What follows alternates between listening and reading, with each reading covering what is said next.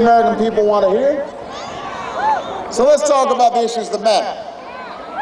In the debate this week, my opponent felt the need to inform me that he's not President Bush. Yeah, right! Now, in fairness, I know John McCain's not Bush. Bush has that Texas accent.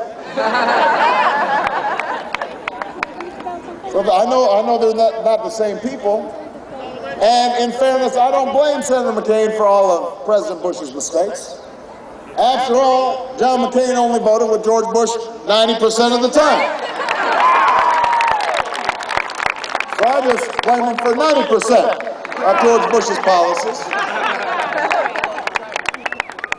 And it is fair to say that over the course of 3 debates and 20 months, John McCain still has not offered a single thing he would do differently from George W. Bush when it comes to the economy, when it comes to the issues that are the most important to American families right now. He has not offered one idea that's different than George Bush's.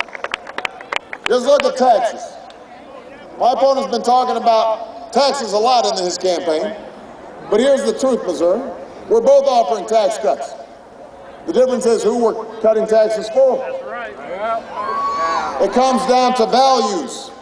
In America, do we simply value wealth, or do we value the work that creates it? For 8 years, we've seen what happens when we put the extremely wealthy and well-connected ahead of working people. John McCain thinks that's the way to rebuild this economy, to double down on George Bush's policy of giving more and more tax breaks to those at the very top in the false hope that it'll all trickle down on the rest of y'all. It ain't trickling.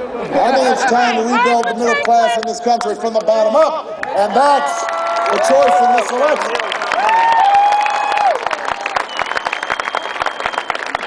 Senator McCain wants to give the average Fortune 500 CEO a $700,000 tax cut, but absolutely nothing at all to over 100 million Americans.